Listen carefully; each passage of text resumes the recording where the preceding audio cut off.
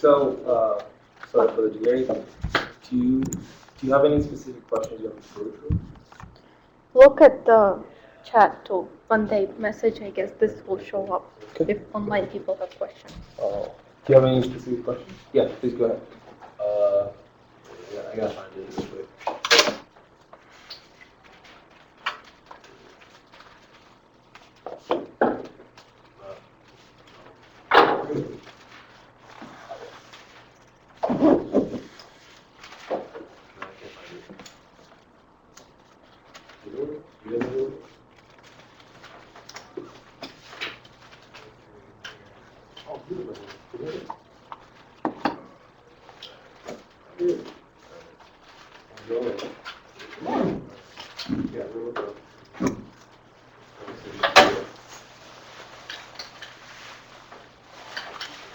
Do you have the sign-in sheet? I don't think so. I'm just gonna use this. Don't worry. Your name and your Name and what? Is that a text? I could just. You can just. Oh, yeah, it is. Okay. It's 4.4, number 29.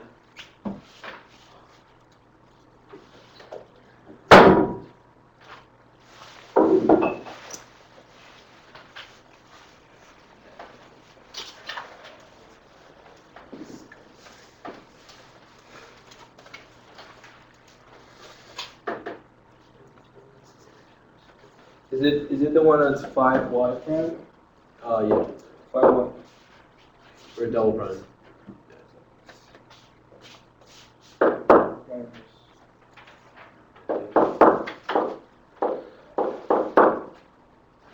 Okay, so finding the complementary solution is, I'm guessing, you did that right? Yeah. Right? Yeah. So you just go through that.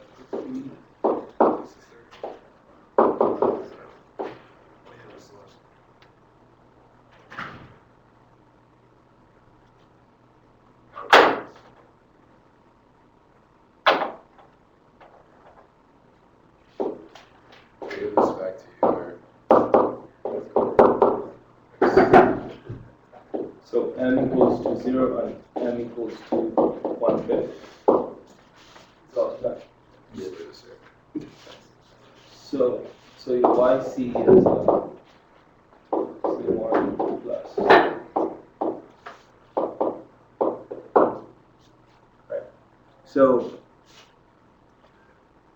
finding the particular solution.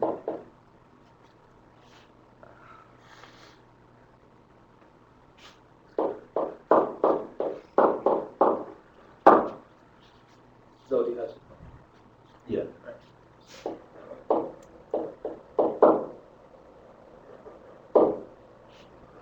Real quick, are you supposed to multiply the yp times x because you have you already have a constant in the yc? Wait, see. No, I don't think so. No, I don't think you have to do that. Because You might have to.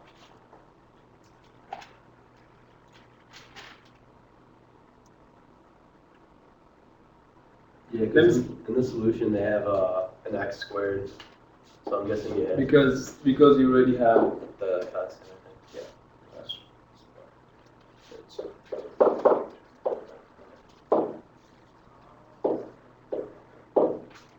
A.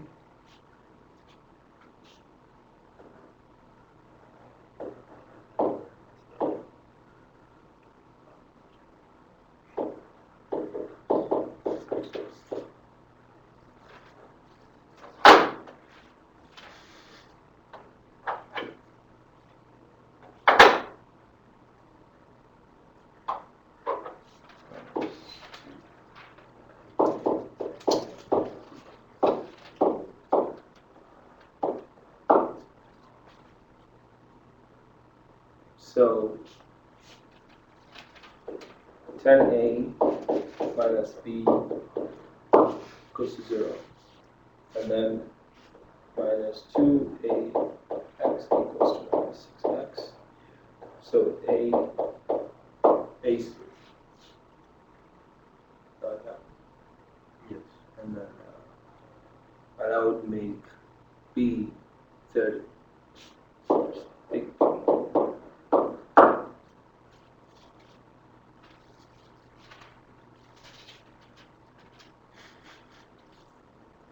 So the final solution is yc plus yp, and that and it's c1 plus c2 e to the 1/5 x plus a. That's 3 x squared plus 30x. And then you plug in your initial values, which is y of 0 equals to 0, and y prime of 0 equals to minus 10.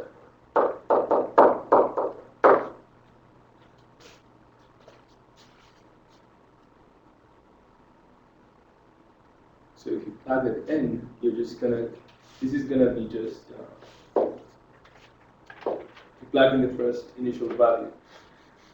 I'll just erase this, just done this.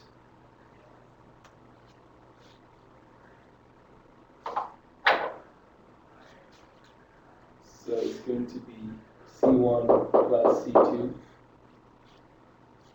equals to 0.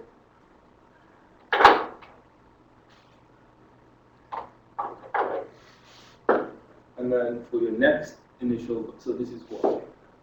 So your y prime is just 1/5 C2 e to the 1/5 x plus 6x plus 30, which is minus 10.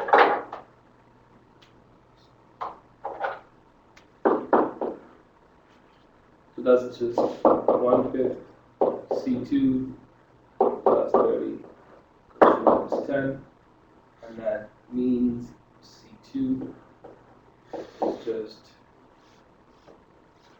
minus 40.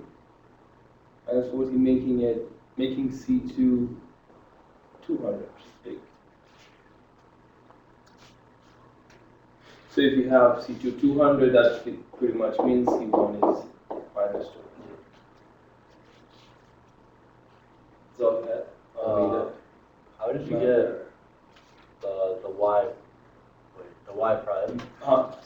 So you added plus 6x plus 30. Right.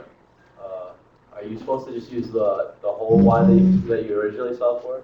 Yeah. Oh, okay. You're supposed to solve the whole equation and plug in the initial values. Well, just because like for your first, like you have C1 plus C2 equals 0, right? Mm-hmm. Why don't you use? Because I plugged in y of 0. Oh. So yeah, x this all this fell off. Okay, yeah. Have any question now?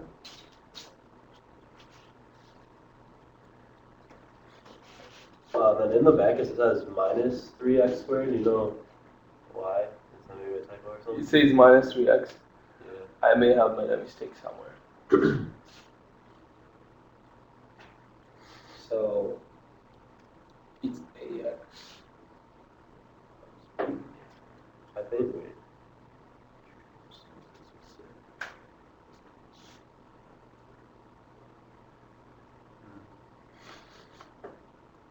Because they have the variable in front of C2, they have negative, or no, they have negative x over 5 instead of you have like x over 5. I don't know how they got negative. They got negative 1 over 5. Then it's because your complementary equals 5m squared, right? Minus m. It's plus m, sorry. It's my fault. Oh, so we just. So we just fucked out the m, so Okay. that was my mistake. So it's 5m plus, which is, yeah. I used minus 5m, so just, Yeah. So, yeah.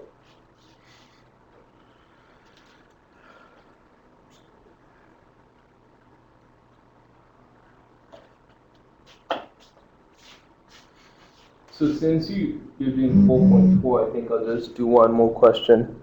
Okay. I'll just do one question 4.4, and move to 4.3. Or just ask someone to do it. You can just circle around it and press the middle and it erases it all, by the way. Huh? You can circle around the area and then press in the middle and erase it all. I haven't used this in a whole year.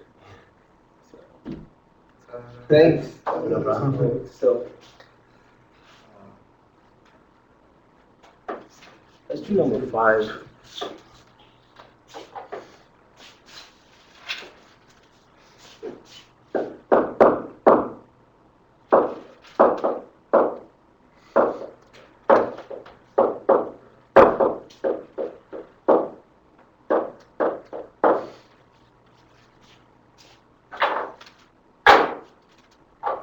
So how do you go about this one?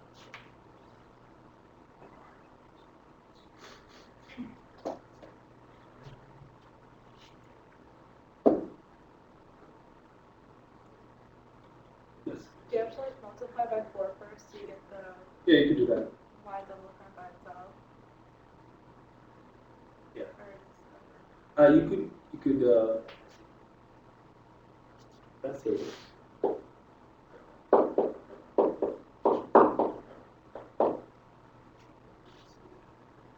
although that would be confusing when you solve for yp. Unless you're going to use this.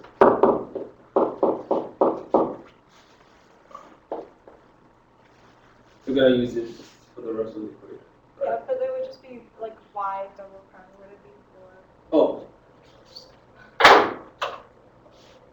That's fine. So you're just gonna use this the whole time. Yeah. Plus 4. Plus 4, yeah. So how do you go about that again? And you would solve for y c first. Right. So you m squared plus 4m plus 4. And then we have m equals -2. And -2 again. And then would it be like e to the -2x, c1 e to the -2x plus c2x times e to the -2x?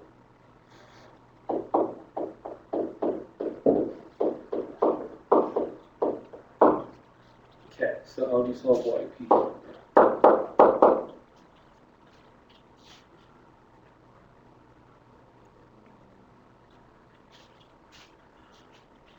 When it just be ax squared plus bx plus c. And you have to multiply by x. You don't have to move the right You don't have to? because there's no Oh, yeah, term yeah, 'cause it's missing okay, the yeah. term. So it's y. Move this. Plus b. Okay. Then you plug this back in here. And so what you get? You get 2a plus 8 ax plus 4b plus 4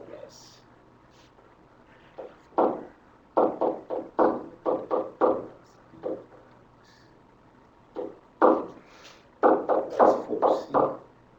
And this whole thing is equal to x squared minus 2x. So how do you proceed from there?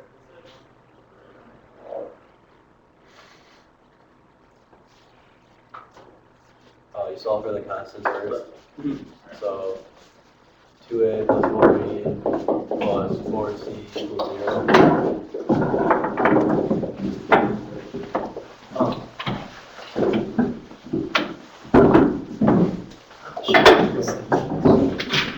This is exactly what I'm doing.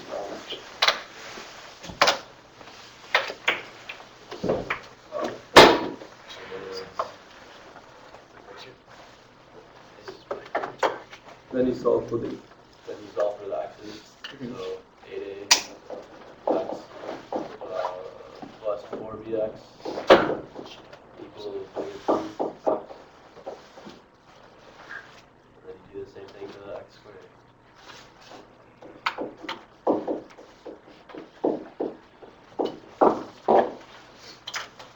I think. So just solve, so A is just 1/4.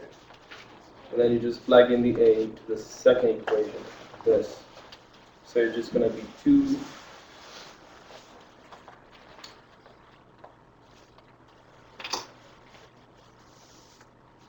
so it's gonna be 2 plus 4b equals 2 minus 2. Isn't it supposed to be equal to -8x? Pardon? Isn't it supposed to be equal to -8x? Because that has to be constant throughout the whole circle, What? right? That 8ax, 8ax. yeah, plus 4bx is equal to -8x, because you multiplied everything by 4. No, use the first equation. Oh yeah, it's actually negative 8x. Yeah, so it's supposed to be, okay. I think it's like that for the x squared as well. Oh yeah. What, which x squared? Because it's supposed to be 4x squared. Oh,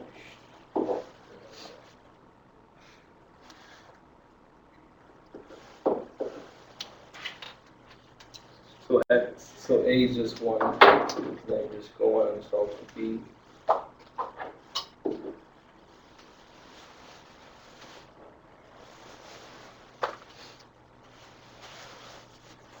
So B is just, I think 5/2, minus 5/2, and then you plug both of these two equations into C, which is just 0. So you solve for 2a plus 4c equals to 0. Then you solve for C. That's 4.4 in a nutshell. I think. I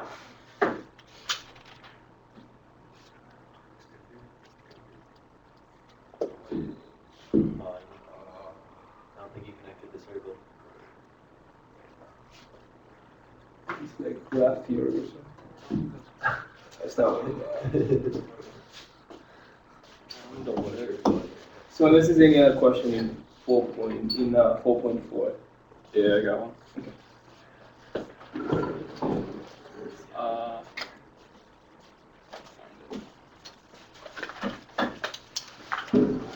Yeah, I got it right here.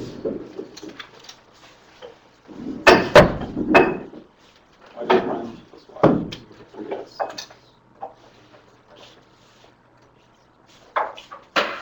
Why does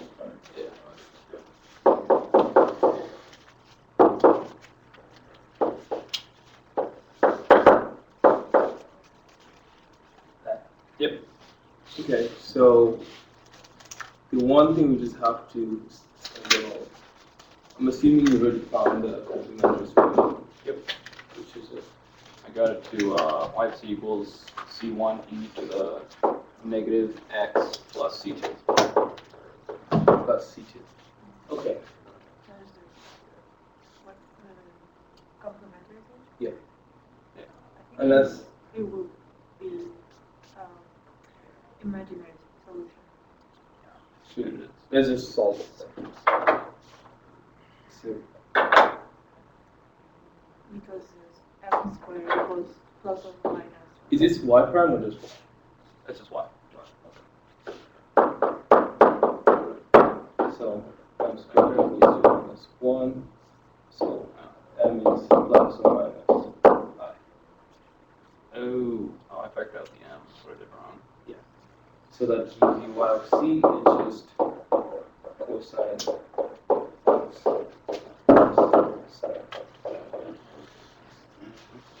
And the c, the constant. Oh, because it's c1 and c2. So now let's go to our p, which is feet, not feet, okay.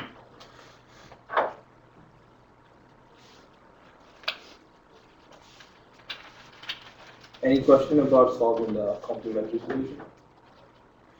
Wait, so c e to the negative I x? No. So it's actually just m equals plus or minus I, right? Yeah. So so it's just going to be cosine x. So C1 cosine x, C2 cosine x. It's actually like C1 e to the 0 Right. cosine What is it? 1x. So if you, the more you take, like, if you take 333, you're just gonna notice an I that you just ignore it.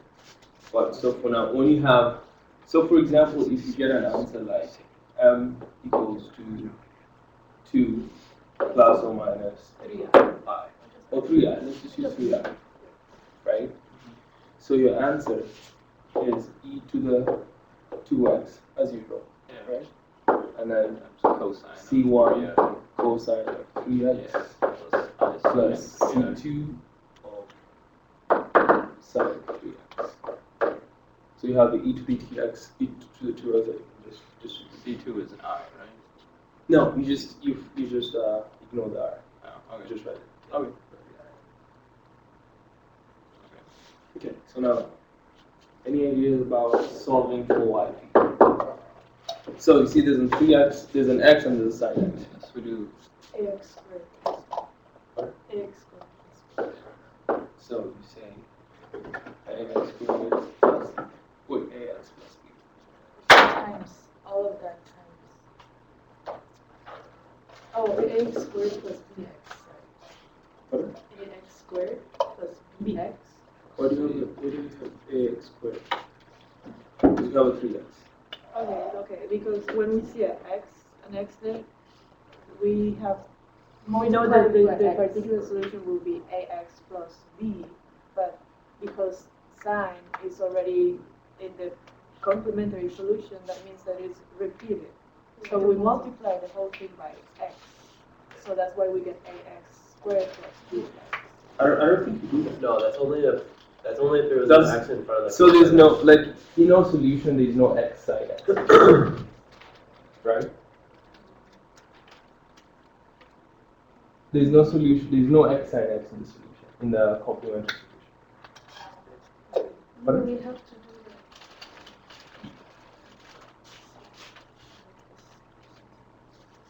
That's how it works. But in this question, you forgot the c, the constant c. No, that's well, yeah. Instead of a, it's supposed to be C1. I just put a. No, This is so you see how you have This is C1. This is C2. you have x and you have this x is ax plus bx plus c, the constant. So now, Oh, is that the right answer? unless you have ax squared cancelled out. And he even showed it in class. Ax squared plus b. He used ax squared plus. Because I don't see the reason why. I'll just go with ax plus b sine of x. Unless he did this in class. Yeah, he did it in the class, and he put all of it in parentheses and multiplied by x. Like ax plus b sine x, cx plus d cosine x, all of it in parentheses times x. Okay, so you're saying this. Plus d cosine.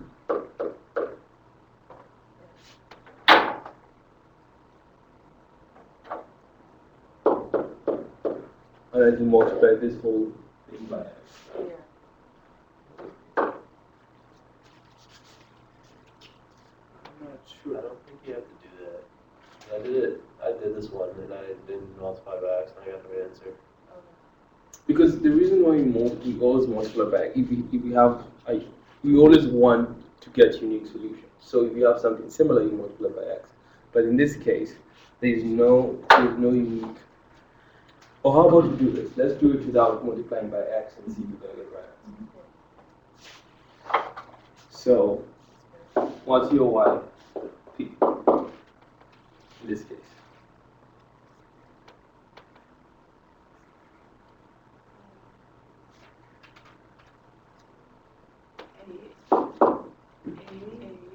Mhm. Cosine x. No. How about to make your life easier? I'll just write it this way.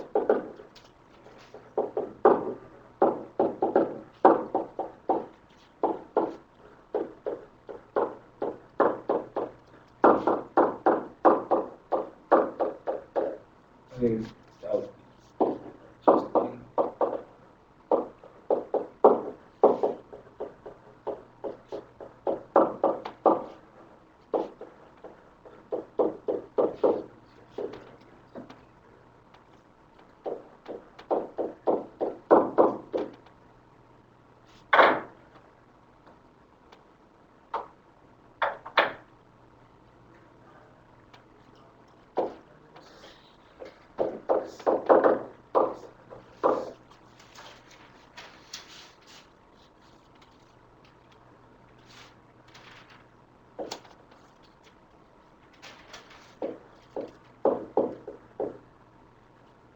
Any questions so far?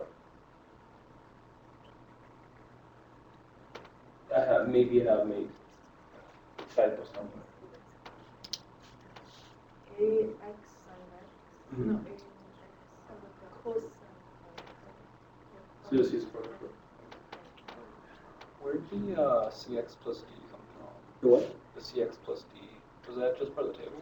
CX plus, okay, so if you're looking for particular solution and you have, if your YP is sine or cosine, if the solution is sine, so you have to add AX cosine x plus B sine x, yeah. Oh, okay. Yeah.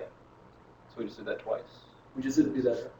We did it for the sine, which is S AX plus B sine x, and then we did for the cosine CX plus D. Okay, that makes more sense. Okay. Shouldn't it be minus d sin x? Pardon? Yeah. Yeah, I think it's minus D sine x. I may have made.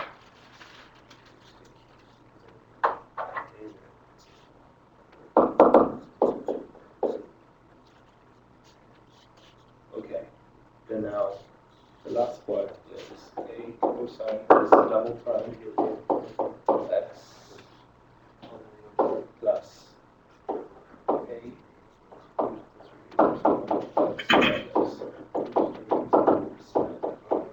x minus b.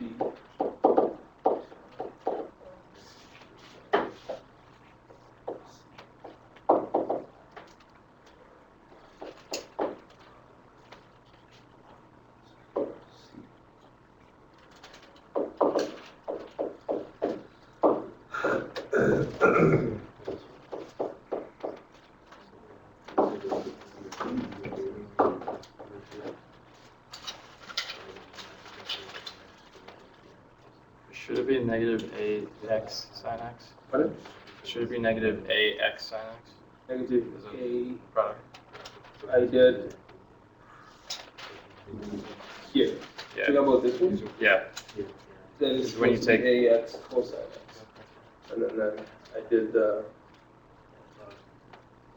product rule, so it was derivative of the first one, Right. and then plus derivative of cosine, which is just minus cosine. Right. But shouldn't it be a cosine x minus ax sin x? Because you're right. A cosine x, right? Minus of course.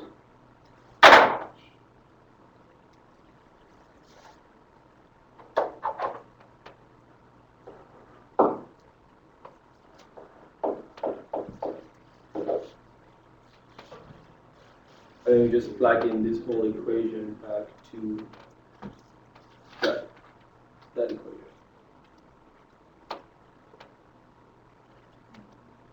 So you plug in this Yeah, as y double prime, okay. and then you plug in y, and you get it to 3x and x. Okay. And then, how would we get our A and B and C and D then? So let's see if we could be able to write them down.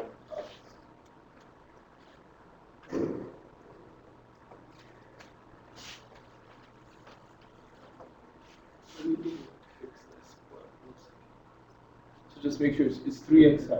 So this one, right down here. So it's y prime, so this whole equation. I'll just write it here. I'll just add it here. Plus plus y. So that's, I'll just write ax sine x plus b sine x plus cx cosine x plus d cosine x. This equals to 3x sine x.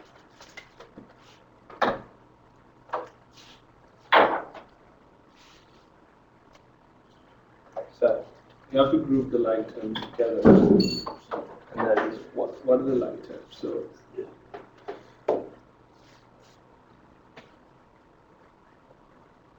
we have ax equals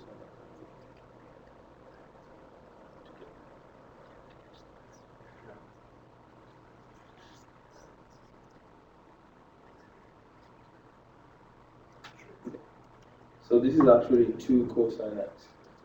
This is 2a cosine x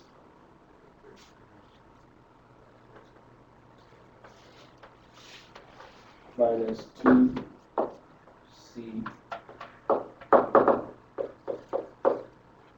2c sine x. I'll just put, is there any ax, is there a cosine x around?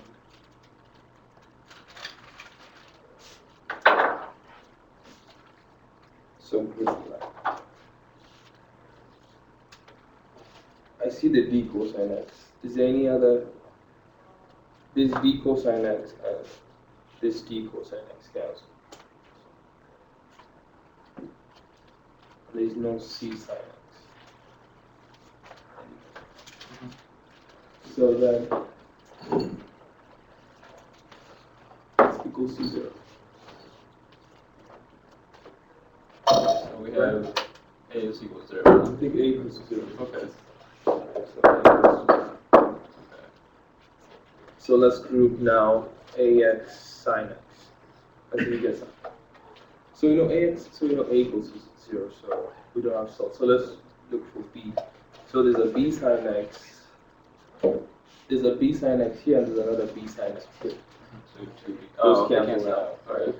And then there's a c sine x.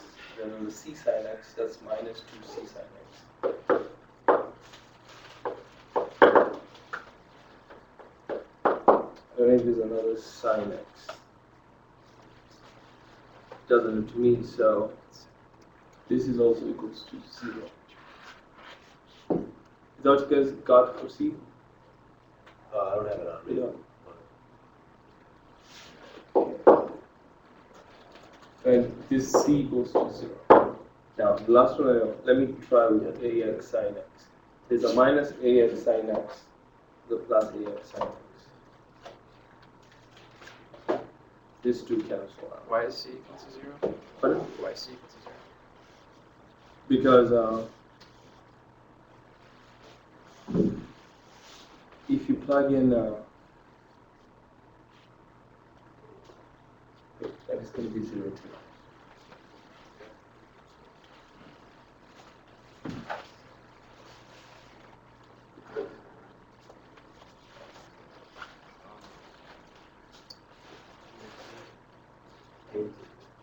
I think you'll have to multiply by x. It doesn't work without x because all of them are cancelling out. I see. Yeah, when I did it, I had everything cancel out. Everything's cancelling out.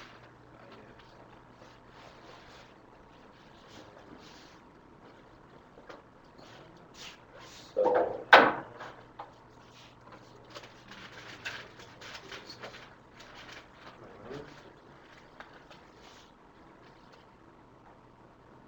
I don't think I can see him asking us a question like this. I don't think I can see him asking a question like this though. Yeah, it's way too long. this is the long Yeah. For a question. test. Yeah. He said he wouldn't have anything on there with like C's and D's either. Oh, wait, really? Yes. I think that's the first question where it was equal to a constant, Yeah. something like that. Yeah. Easy stuff. Oh, okay. Well, yeah, I can do Like that. a 5 minutes max on a question. Yeah. It's just I didn't know how to do this one. It kept canceling out for me, so I wasn't sure. If it cancels Now out, that looks just super long. multiply by It x. is, yeah, it Yeah. is. Wait, you got the solution to this? Yeah, it was like it was on the corner. Okay, let me just ask a simple tank problem. So you have a tank, this tank has 100 gallons, and it has 100 pounds. Steph, is it gonna cover tank problem here? Yes. Okay. Definitely.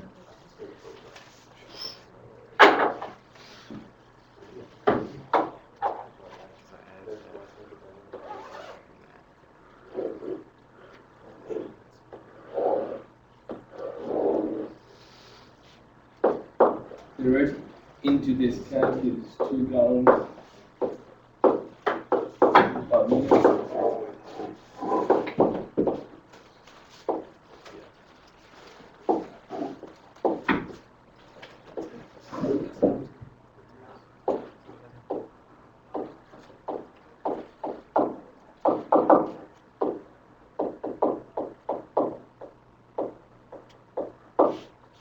So how do you solve this? Theoretically, so I'll call this tank A, tank B. I'll call the amount of salt in tank X. Amount of salt in tank A is X, amount of salt in tank B is Y. Intake minus outtake of A, intake minus outtake of B. Okay. So we have the intake Yeah. minus the outtake of A. So just write out a model for dx, dt, and dy.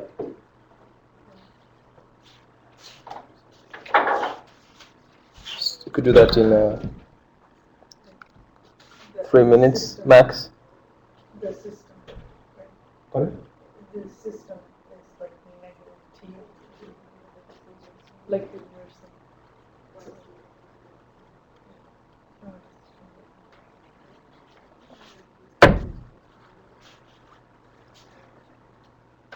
Any ideas? So what's dx, dt? X over 100 2 times 2. gallons per minute. Okay. And not enough, actually,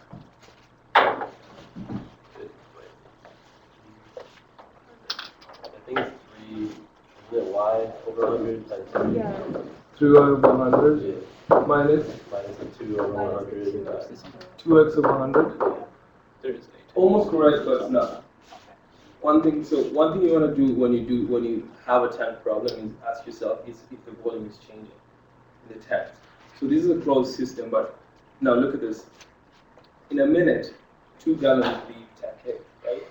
And 3 gallons come into tank A. So there's an overflow of 1 gallon every minute.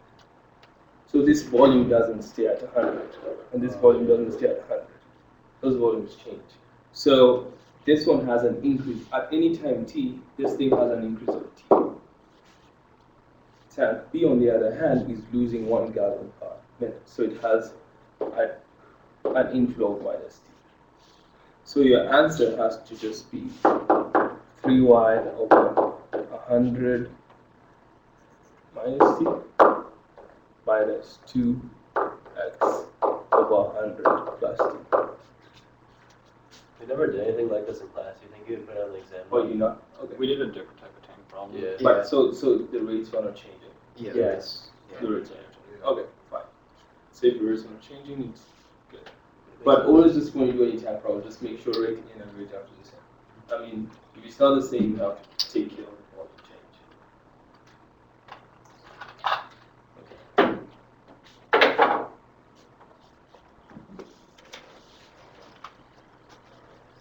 Any question in 4.4 that we could do before moving to 4.3?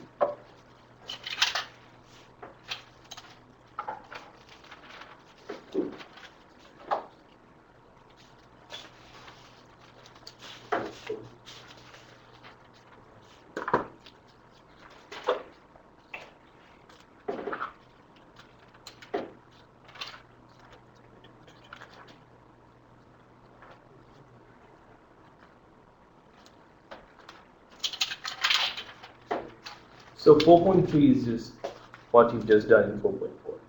Is there any question in 4.3? Unless, yes. There was one question from our homework Okay. online that I didn't really know how to do. So Sure. it was like d squared y over dt squared D squared y over dt dt squared. squared Mhm. minus 4 dy dt minus 5y equals 0. And then the initial conditions were y of 1 equals 0 and y prime of 1 equals 6. So this one, the only thing that changes the variable, so it's not dy dx, it's dy dt. So just normal equation. M squared minus y minus 5 equals to 0. That is m minus 5. So m minus 5 and m plus 1 equals to 0. So m equals to 5 and m equals to minus 1. So your c is c1 e to the 5t plus c2 e to the minus t. Then just use initial values. So y1 equals to 0. So each place, so 0 equals to. Wait, so the only difference between this and 4.4 is there's nothing on the right hand side. Exactly. So Oh. so you're just dealing with homogeneous equation. Oh. Yeah. Okay. So you have 1. So y. So anywhere you have t, you place it with 1, and everywhere you have y, you place it with 0 for the first y. So it's going to be c1 e to the 5 plus c2 e to the 0. Shouldn't that be 0? Yeah, it should be soon equal to 0. Which one? Because 5 times 0 is 0. 5 times 0. Y Or was of 1, never mind, that's 1, It's that's right, one. yeah, that's right. Okay. So then you have that equation. It's not gonna help you as much. Or you could just write c1. Oh no, it's just not there. So let's take this equation and find the derivative. You take the complementary solution and find the derivative so that you can use this initial value equation.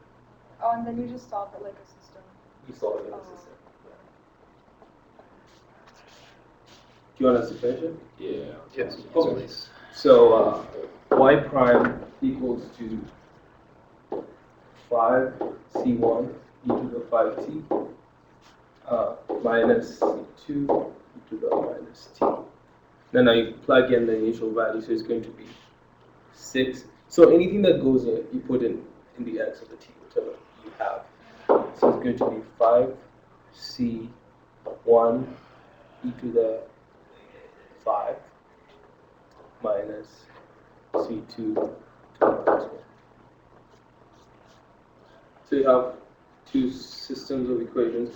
You might actually just decide to solve for c1 e to the 5 because you have a c1 e to the 5 here. So in this case, you have so c1 e to the 5 which just equals to minus c2 e to the minus 1. Right? And then you just take this equation and have 6 equals to 5. So instead of writing c1 e to the 5, you just write minus c2 e to the minus 1 minus c2 e to the minus 1. So it's going to be minus 6 c2 e to the minus 1 equals to 6. So 1 minus c2 to the minus 1. So c2 is just minus.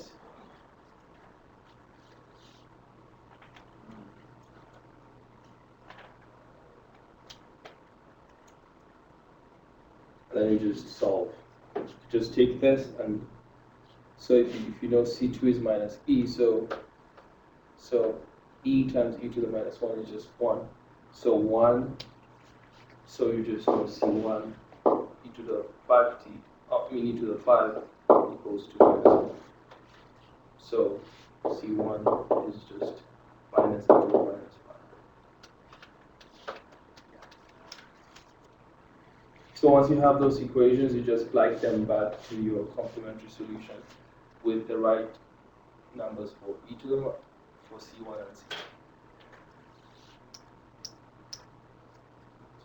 Do you have any questions? Yes. Okay.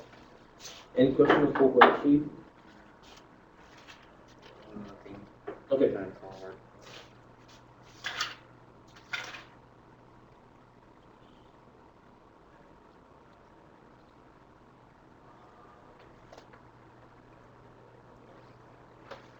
Can you tell me what section two? I was told the email I got was 2.6 to 4.4. 2.6. But I was told that it might be part of 2.5, so I'm not sure. Okay.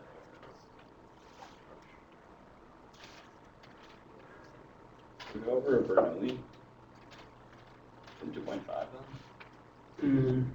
Yeah, let me just finish chapter 4. Okay. Any question in 4.2?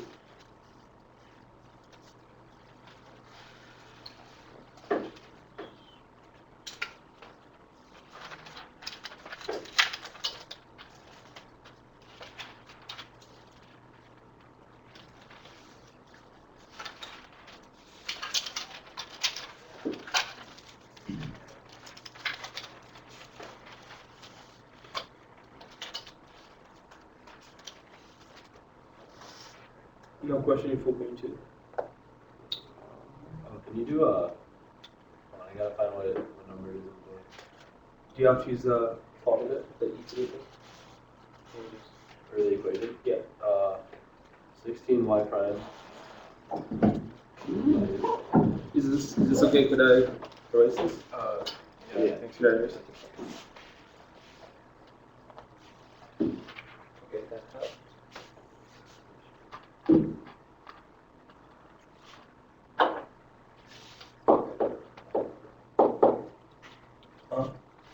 Yeah, minus 24y, Minus 24y. y prime. Plus 9y equals 0. Have you been told to use any specific? Are supposed to use a y2 formula? Oh yeah, y1 equals e to the 3x over 4. So y1 equals e to the 3x Over 4. over 4. Yeah, the x coordinates over 4. Yeah, that's okay. Yeah. Okay. So you could decide to cheat in this exam. I mean, just so you know.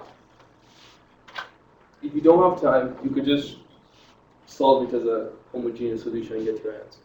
You're just gonna get y1 and y2. That's if you don't have time. When you have time, you can just solve.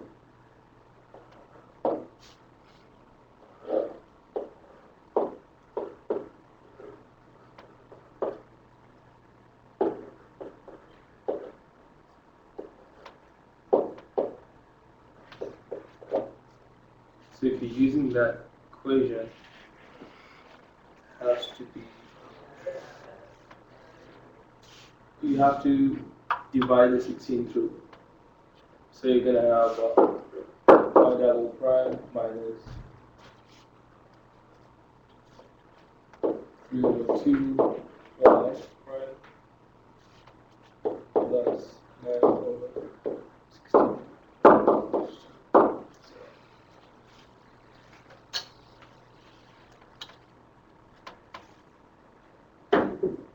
And so your P of x, what's your P of x in this case?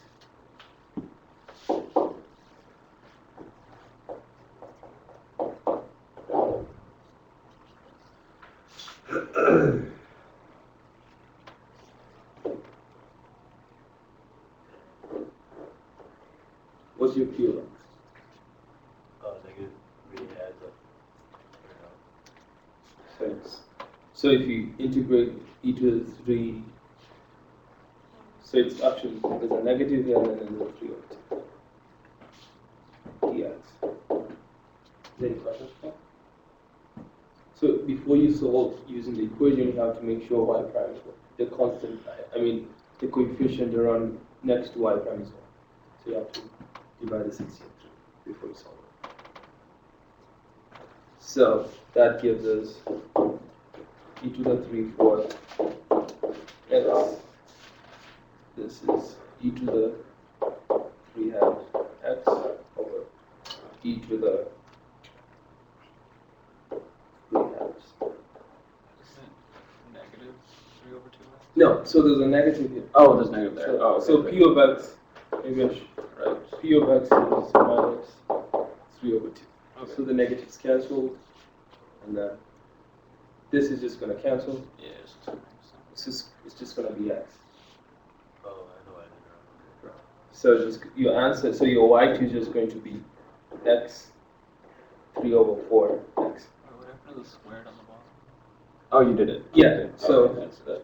So again, 3x. Your question. I'm trying to figure out how. Okay. I think I understand the problem now. You have to just go through it again. Okay, so it's just x, 3x over 4 is the answer. Understand how the top works.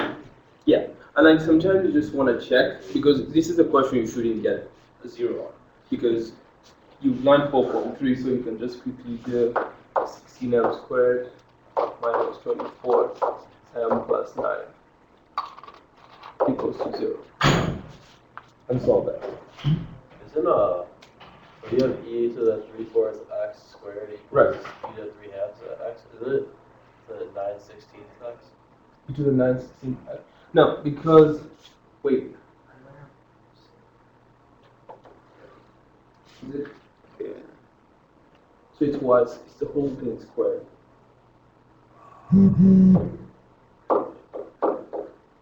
So this squared, right? So e to the 3x squared just means your multiple is just e to the 3/4 x times e to the 3/4 x, right? And then you just add the powers, right?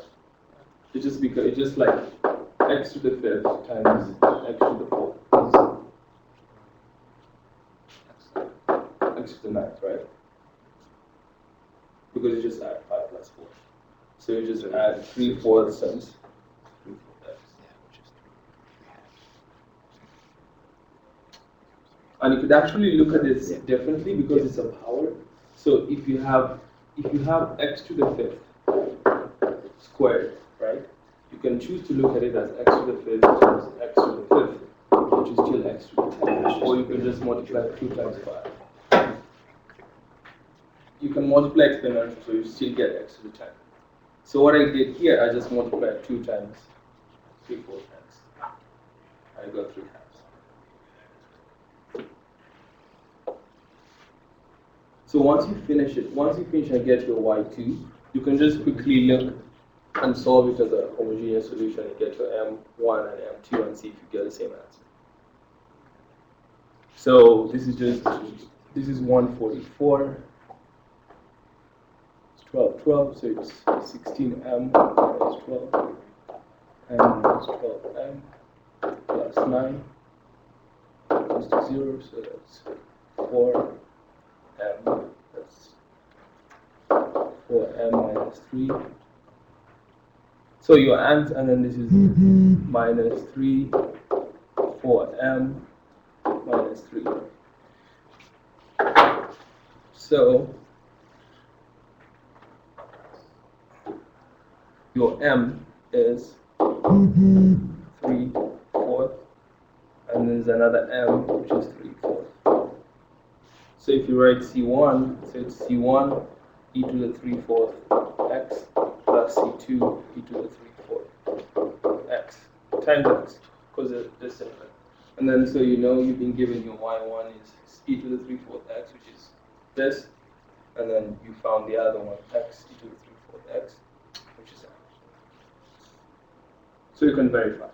The good thing about 4.2 is that you could always verify with 4.3. If you have time. So. And sometimes you really, on a time crunch, you can just do it as 4.2, 4.3 and get part of credit. Any question on 4.2 then or 4.1?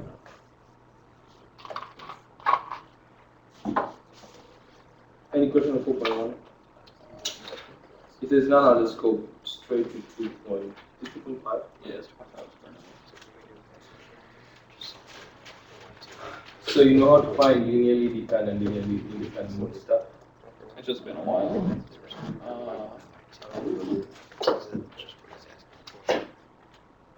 How did you prepare as a teacher? Did you use Wronskian all the time, or did he show it using just constants? What is that way you could tell this is using constants? 4.1. They gave us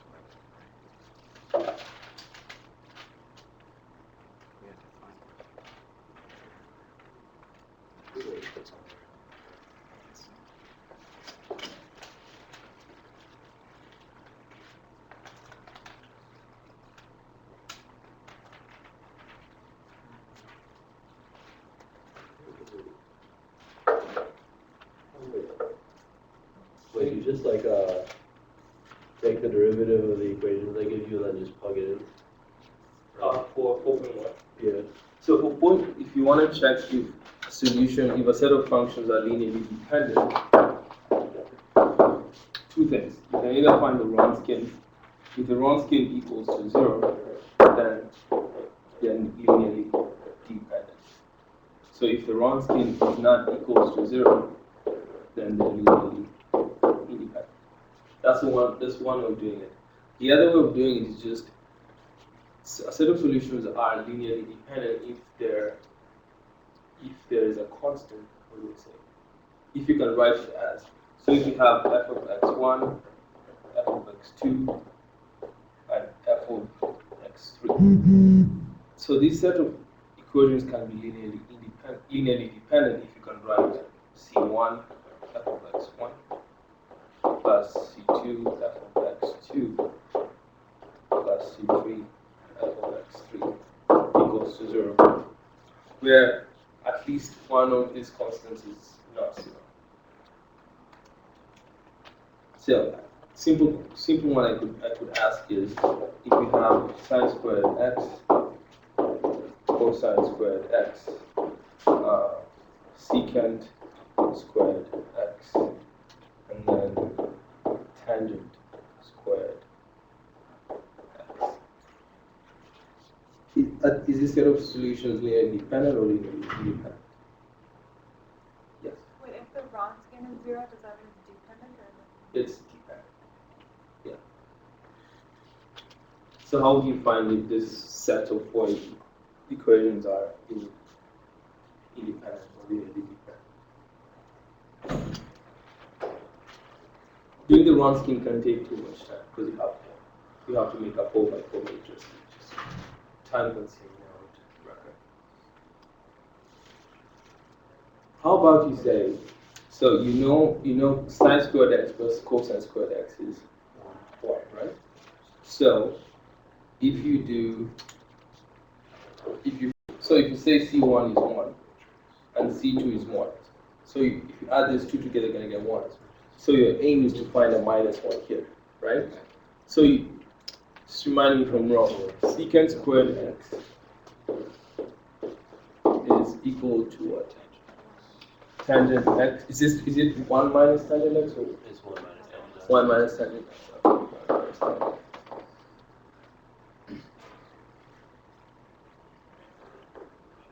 Okay. Tangent x squared or Yeah, squared, right? Okay. So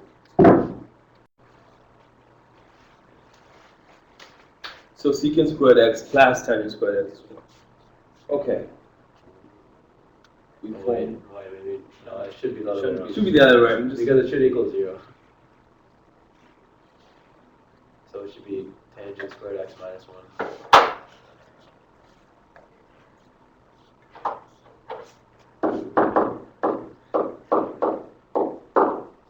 right. Yeah. Wait, I think so. It makes sense. Yeah. So that you can make C1 1.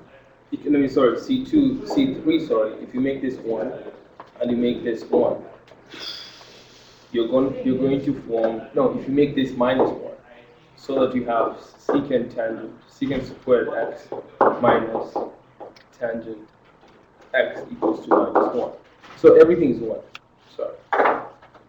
So if you make everything 1, here you're going to form a minus 1, and here you're going to form a 1. So 1 minus 1 is 0. So that's another way of showing that this set of equations are linearly dependent. If you have 3 or less, you can do the Radskin. If you have something more, you might not have time to do the Radskin. You just have to play around with the constants. And not all of them have to be like non-zero. If you write in such a way that at least one of them is non-zero, at least one of the constants are non-zero.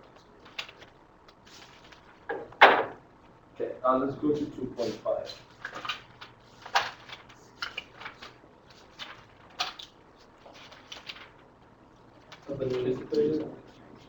Have we already done an exam in this class?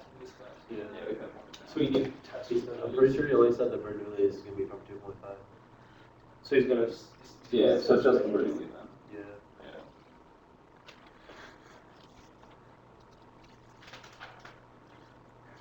Yeah, like I've got examples right here.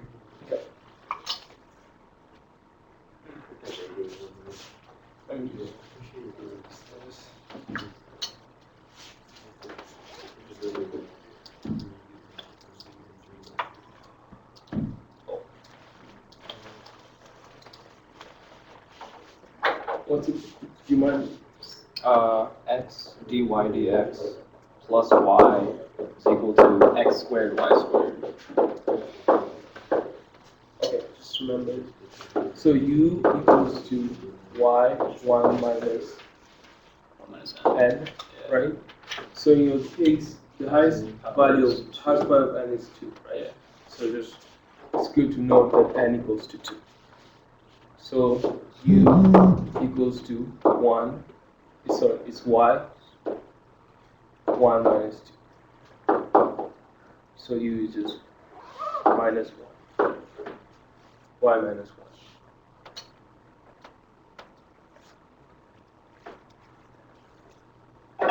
So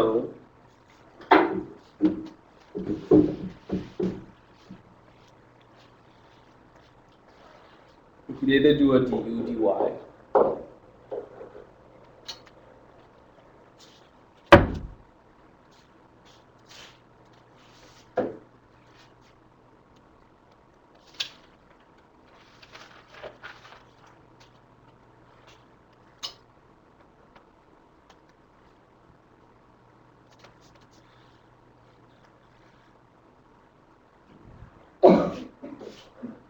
so this is just 1 over y. This is sorry.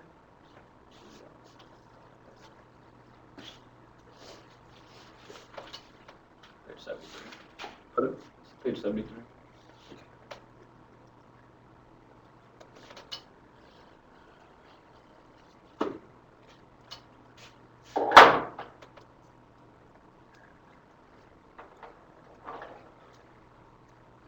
So y equals to u minus 1. So dy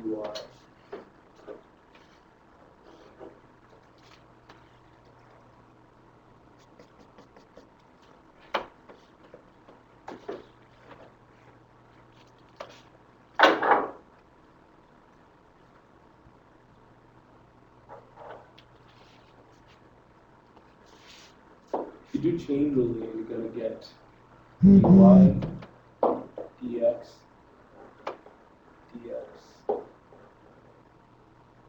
Sorry, dy dx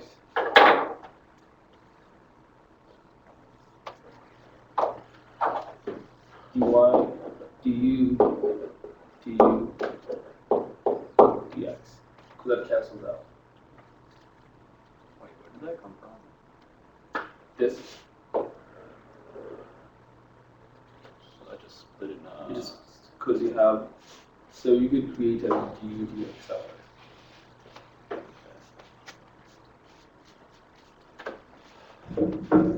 So now we could use this part, right? We know what dy du equals to, right? Yeah, natural log of u. Do that. It's 1 over u. Yeah.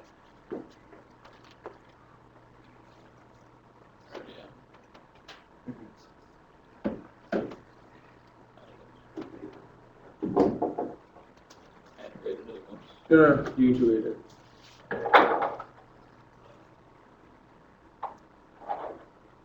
So it's 1 over u squared. It's a minus sign. So instead of having y du, you just have 1 over u squared is a minus du dx plus. So then just represent that x squared plus y squared. And we have this x here, right? We can distribute this x through and have so minus 1 over u squared du dx plus y over x equals to x y squared. And I think we're almost there because we know y. Wait, why is it negative now? Negative because of the what's dy du? Yeah. Oh, right, yeah, you're right. So Yeah, bring minus- down. Okay, got it. negative. Right. So then we could just always replace any instance of y with u. So in this part we have we know u.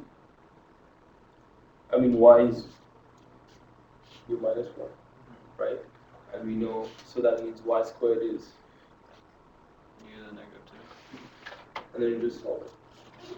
So it's going to be that du dx plus 1 over xu equals to x 1 over u squared, right?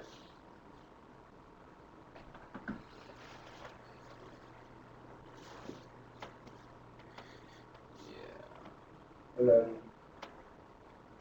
I will just distribute this u minus u squared through it. So if you do that, you're just going to get du dx plus, it's actually not going to be plus, because it's minus. Minus 1 over, it's going to be minus u over x equals to minus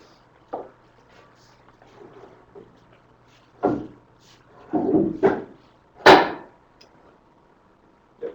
And then you just use integrated. Okay.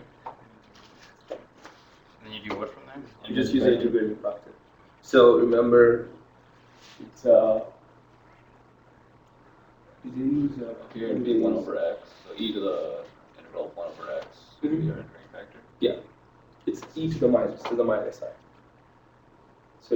So your remember integrating factor is e to the p of x, right? Yeah. That's what chapter 2.3 2.2. So you have your integrating factor in this case is e to the minus 1 over x. Yeah. Right.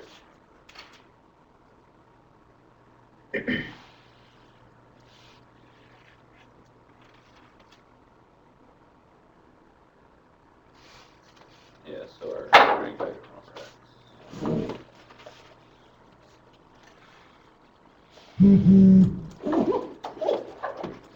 So it's e to the minus x, so that means the integrating factor is minus 1 over x, right? No, there's no minus. No, it's just 1 over x.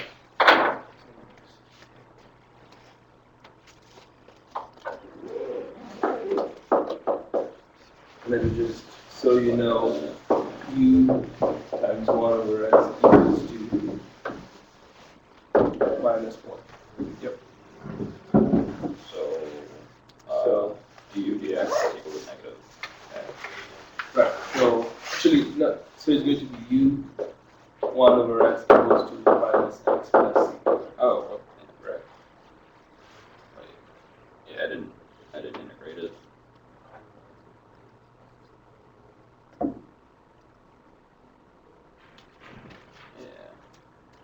And then finally u is just going to be minus x squared plus cx. Yep. And then you're going to take your previous definition of y and u. So you're going to replace U with u with, y to the negative 1. So just 1 over everything just now. Okay. so do you see how that happens? I could go roughly- through the whole question again if you want me to. No, I don't think I have most of it. Do you want me to go through any specific part again? Remember integrated factor? Yeah, I think that's the part where I'm screwing up. It's the Oh. integrating factor part. Okay, so I'll rewrite this up here, and then I'll just solve it again.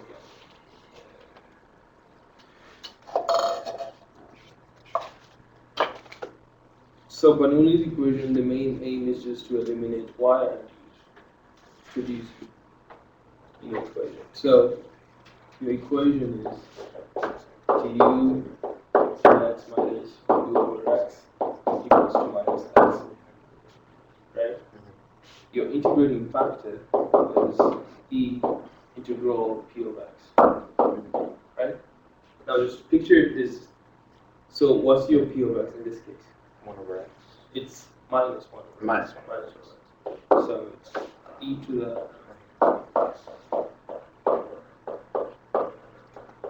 right. I'm missing a negative from somewhere.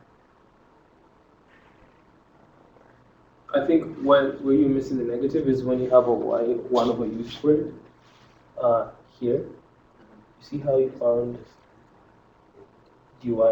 it's dy du, right?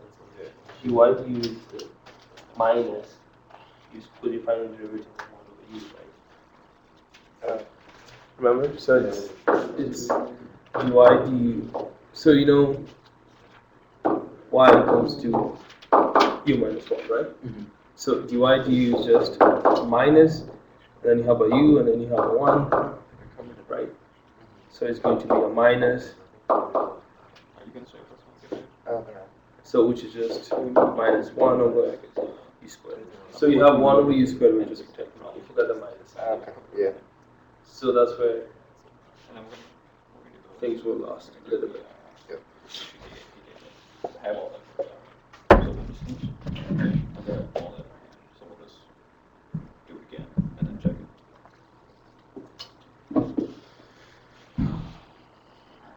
Any question about Bernoulli before we move to 2.6? I think 2.6 is due. Euler's method, any question in 2.6? Okay. I'll go to chapter 3 models. That's So, the tank problem.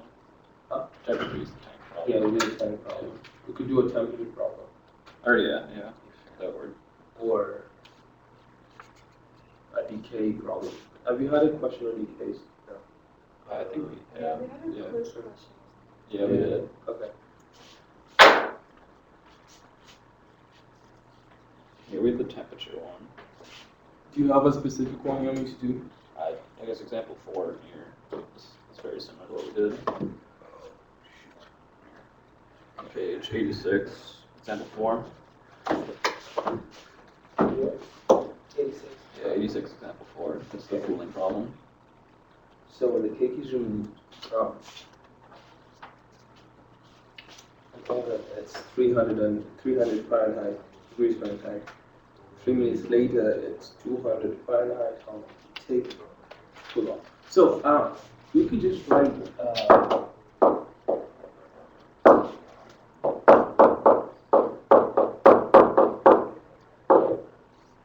right. We could start with that. Yeah. So let's just. So what's T? Let's see. So T is the temperature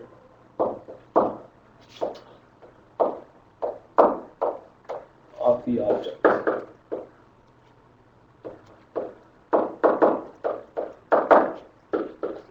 Tm is surrounding temperature. Times surrounding room temperature.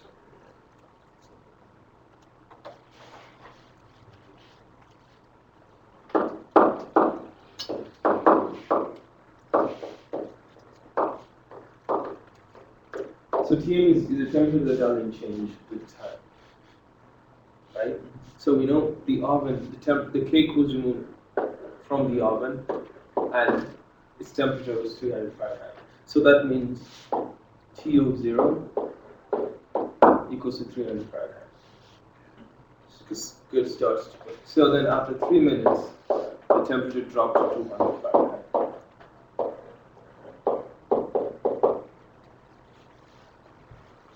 Okay, so we have those. So we just solved for the dt, which is t minus tm equals to k. Any questions so far?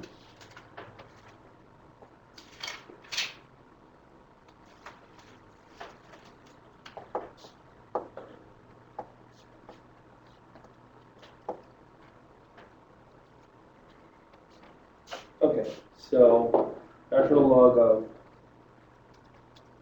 of t minus tm equals to kt.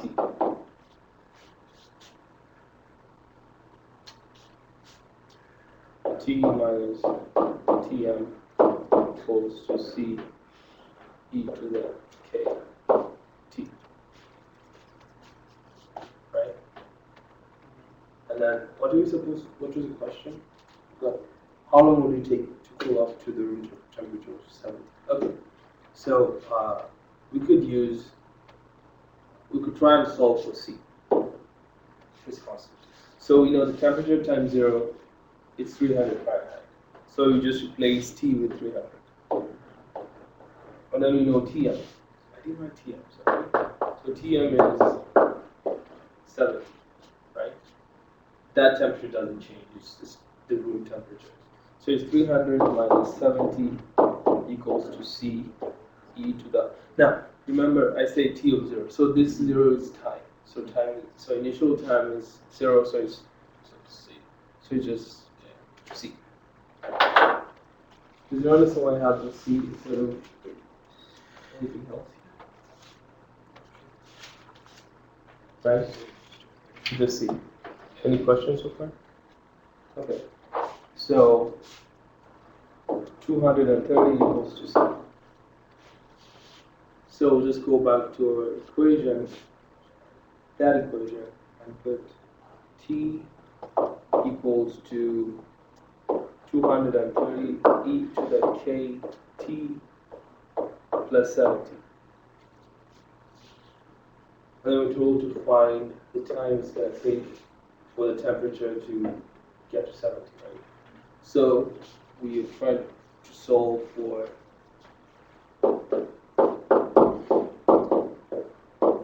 that's pretty much it. So we know this is going to be 70 equals to 230 e to the k t. I skipped one step before we get here. Yeah, we got something. So we solved for C. We know C is 230, right? So we could solve for K, because we could just use the next piece of information that we have to solve for K. So we know. So T. Let me just write T.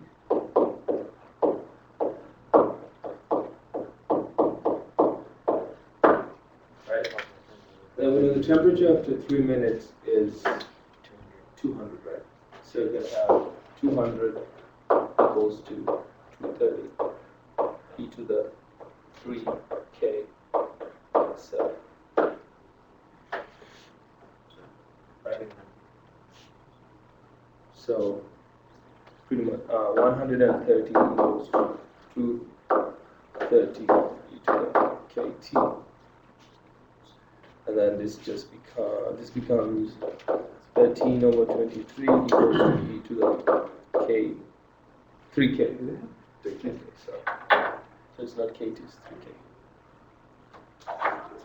3k. So e to the 3k.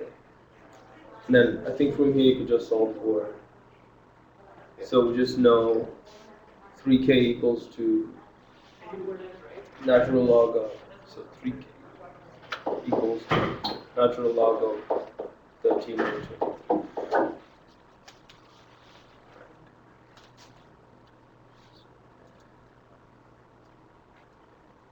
And k, in this case, is just natural log of 13 over 23 divided by 3.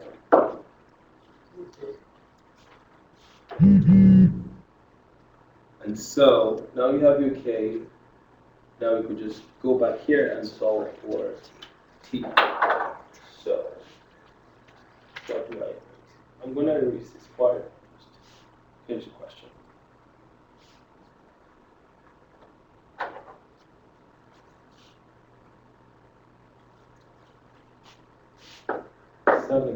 Equals to 230 e to the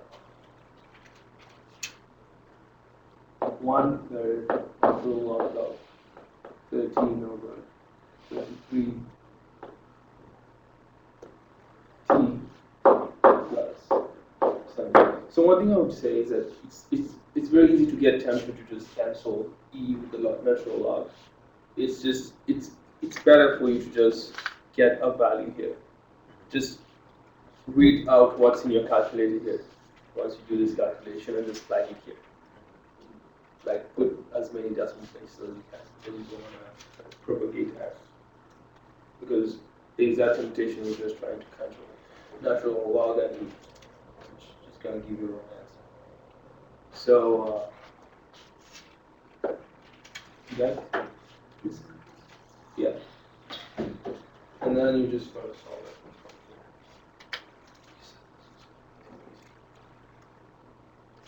So you want to solve for 7, so 0 equals to what?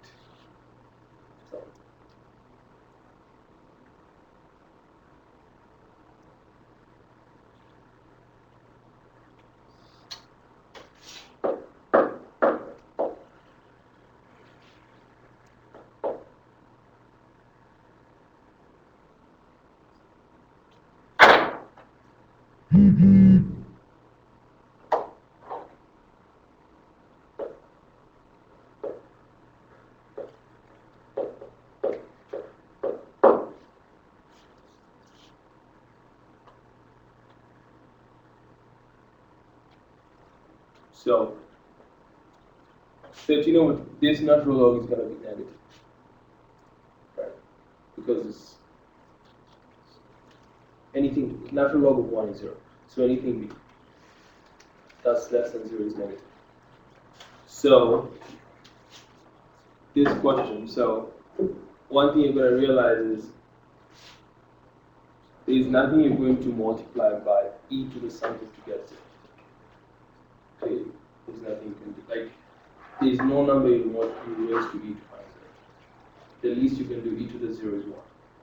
So this is more of a limit question that says, because what you're having here is 230.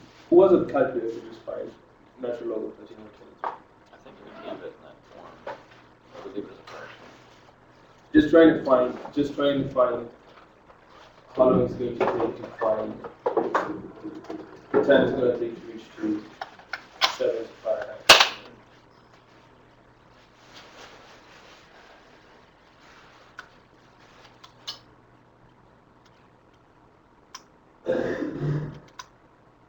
Negative 0.19018161. 190. Did you divide? Have you already divided by 3? I've already divided by 3. So pretty much what you have is this. Because it's negative, so you could just put it here, 0.1908 t. So the only way this is going to be 0 is if limit as t goes to infinity. So the only way this cake is going to reach to room temperature is if t goes to infinity.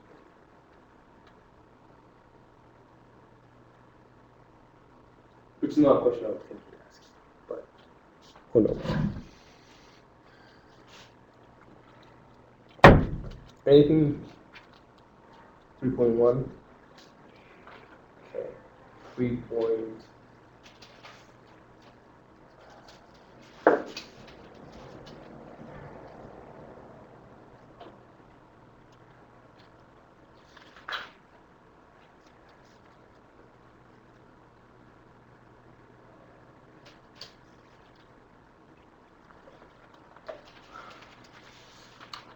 Three point two.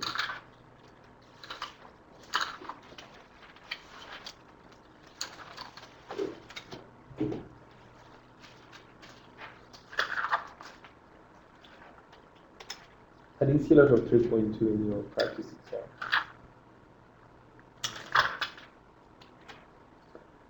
What's the big difference? You could do a phase question. They already had. No, go ahead. I don't have a question. I'm just trying to figure out the difference between this and Digman 1. The logistic. What page is it? Yeah, it's page 97.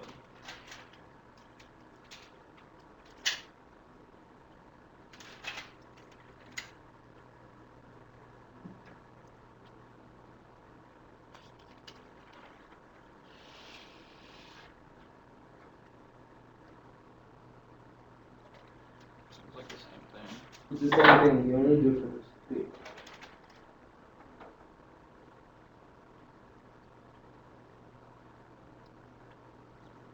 The only difference with this is that it has a cap. You see, it says suppose students can include a college campus of 1,000 students. It's assumed that the rate at which the virus spreads is proportional not only to the number of students X, but also to the number of students infected. Determine the number of students infected after 6 days if it's further observed that 4 days is 50. So the cap here is that the number can never go above 1,000. There are only 1,000 students, so the max number of people that can be infected by the virus is 1,000. So the only thing he might ask, plus maybe, I don't know how much detail he might go into the question, because I know some professors would want you to even make the model enroll before they will not give you something to settle. So let's just try and imagine. If you're not doing anything, you just want to solve for this. Then you're told, so a school of 1,000 students. And you're told the rate of infection is proportional not only to the number of students, but also to the number of students who are infected. The number of students infected versus the number of students who are not infected. So if the number of students infected is X, right, the total population is 1,000. So if the number of students infected is X, the number of students not infected is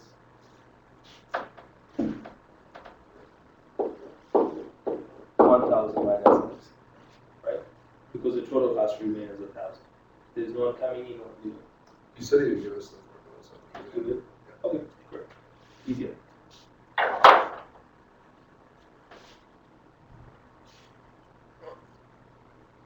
So 3.2, there's nothing. 3.3, we did a time problem in 3.3.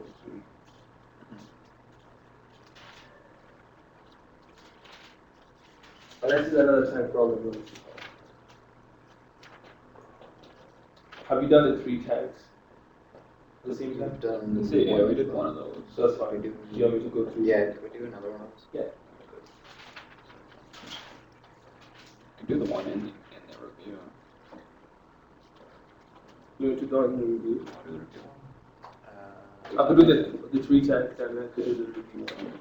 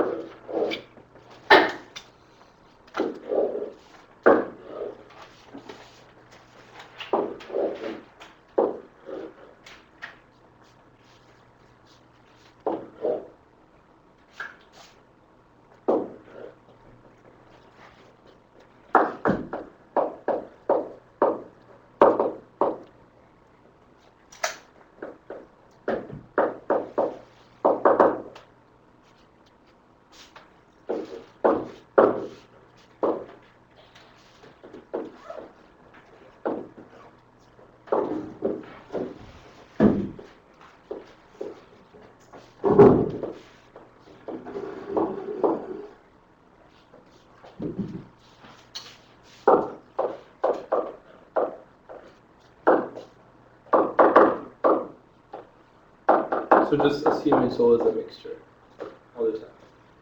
Then this is 1 gallon.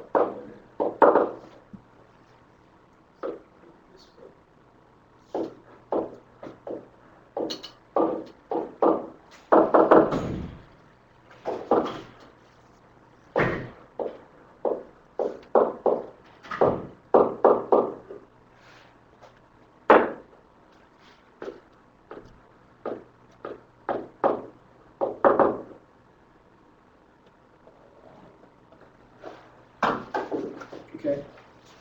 Just take some time to rethink it, you know, right? Yes.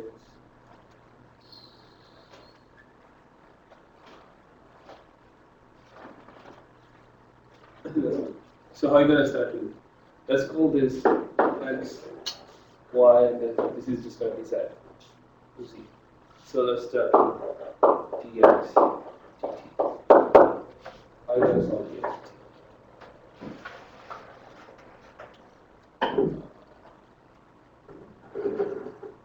The 4 gallon and the 2 gallons coming in minus the 6 gallons coming out.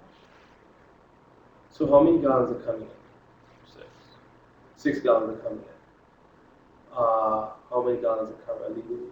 6. 6. So volume doesn't change. But remember, this is Pure water. it's pure water. So what's the amount of salt character? Wait, do we have the salt in So assuming this salt in actually this salt in the amount of salt here is x, the amount of salt here is y, and the amount of salt here is z.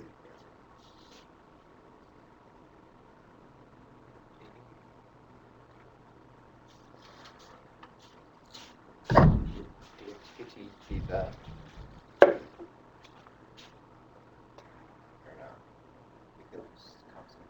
It's correct, except so everything is right except when it comes to pure water, because Yeah. at the end of the day, what you're tracking is the amount of salt going into the tank and leaving the tank.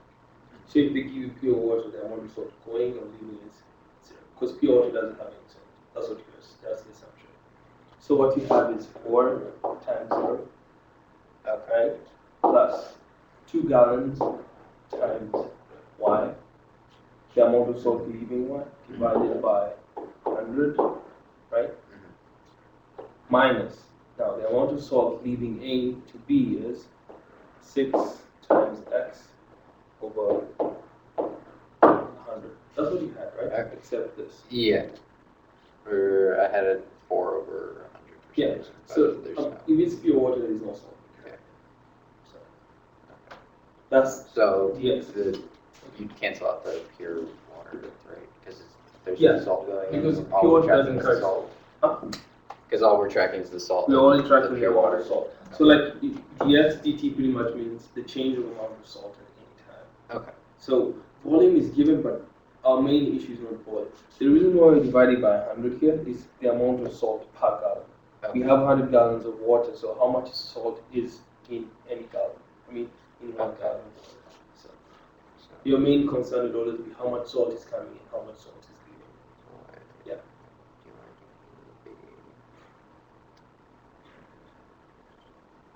So this is dx dt. What about dy dt? Is there any question about dx dt?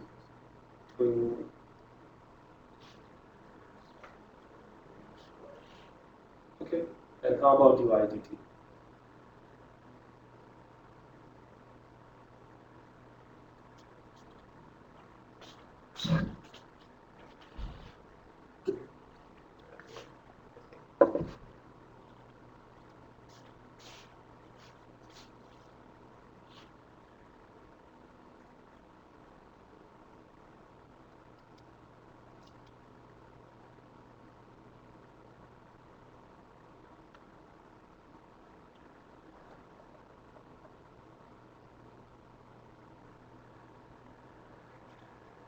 I think I made a mistake.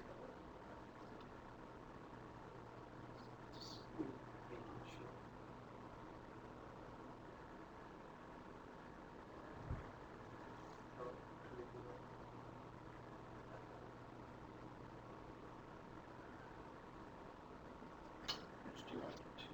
So it's two IDTs. This is One Z, one Z. sorry. okay. So right. So 6 over 100, 6x over 100 is already there. Yep. And then 1z over 100. Yep. And then minus 5y over 100 minus 2y over 100. Yeah, 5Y, sorry, I wrote B's, yeah. Yeah. Yeah, other than that, yeah. So then find an easy. Do you have any question about y? I mean b before you move on? Is that what you got? So those should be the next two. So you have this is this is right. This is right. Okay. The next two haven't done this yet, but it looks right. PQ.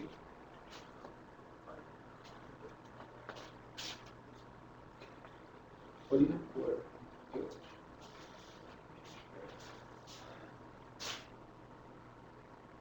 yeah. So just kind of do. I think I got Do you have any these. question? Okay. Okay. So that's 4. That's 3.3. How about 3.4? Okay, so that's the final answer, is just we write down these three. Yeah, that's pretty much because you can't solve it. It's too complicated to solve it. Oh, okay. No, that's not bad at all. Yeah. Okay. Okay. How about 3.4? In question, it's 3.3. I don't think there is a 3.4. Is it? Yeah, there's no 3.4. Right, 4.1. Okay. Now, ask me any other questions. Uh, Any question you think you want me to go through again? What was the one with the W? I forget what it's called. Vronsky? Yeah. Okay. Can we go over one of those? Sure. Do you have one specifically you want me to go through? No, I don't have one Okay. specifically. So, that's 4.1, right? And the reason we're going through 4. Let me just see the question. Do you mind if you use your textbook? Yeah, go for it. So, Jesse?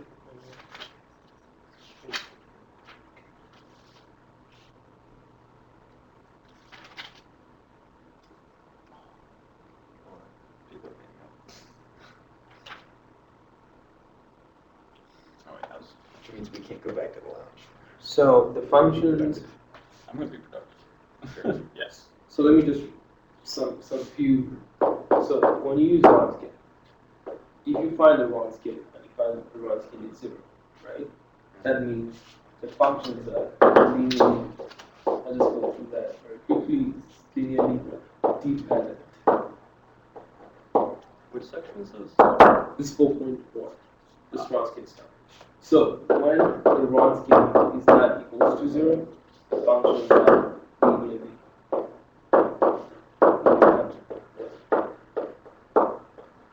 So one thing with 1, 2, no is most of the when you write the solution like y equals to c1 into the x plus x c2 into the x, those two functions are linearly independent. That's why you write them together.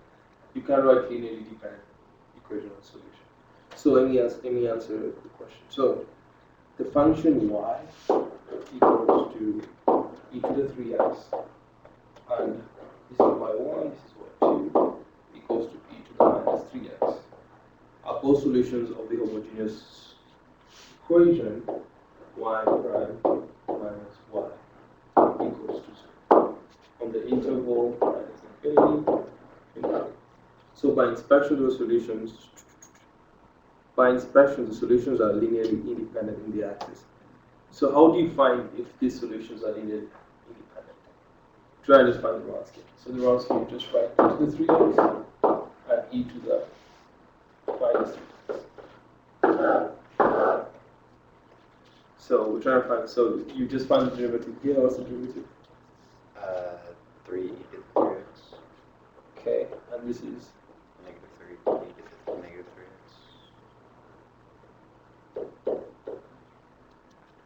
so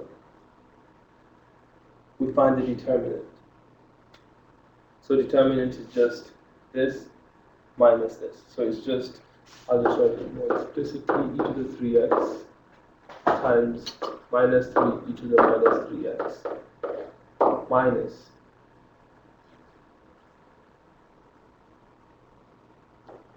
e to the minus 3x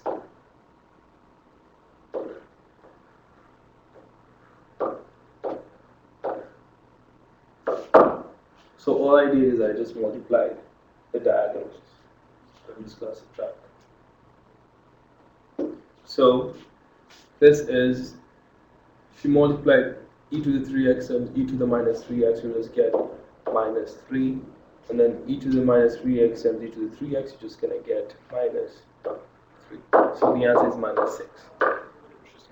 So which is not 0, so then so Okay. what this implies is that you can write y equals to e to the 3x plus e to the minus 3x. That's pretty much it. Wait, how did we get that one? Oh, sorry, C1 and C2. Pardon? How did we get that one? This y? Yeah. So we were given y1 and y2, Yeah. right? Mhm. So we're trying to test if these two solutions, if these two equations are linearly independent. Okay. So we found the Wronskian is minus 6. Yes. And we were given this equation. We were told these two solutions are solutions to this homogeneous equation. So once you find the Wronskian is not 0, we can write it as this.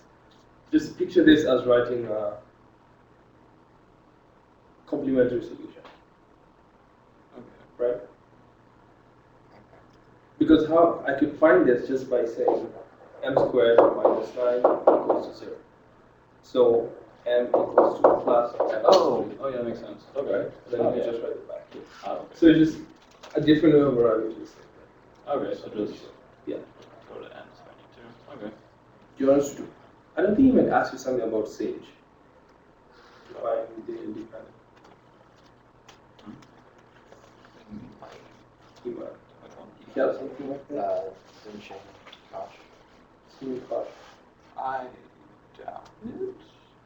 I wouldn't put it past him. Because he enjoys If you fun. did, it would probably easily cancel out. I mean, if he does that, he just maybe has to tell you like Sage convolutions e to the 3. I don't think you'd expect us to memorize it or equal to. Okay.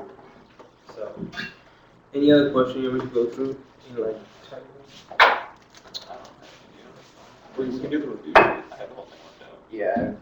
The review sheet. Alright. Thank you for the help. No problem. All the best tomorrow. How you feeling about it, Jones? I don't know how you actually work. I was just copying down and I don't do the name. It's It's not that bad. I No, thought we it were going to wasn't. solve it. That's why. I don't know, so for those who might be a bit more difficult, they have to find the constant solution. Okay.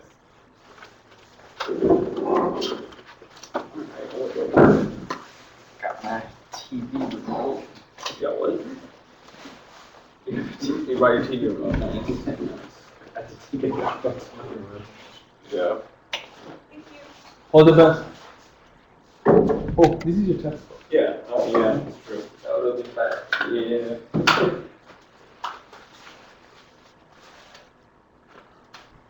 I don't understand how I'm actually understanding this thing.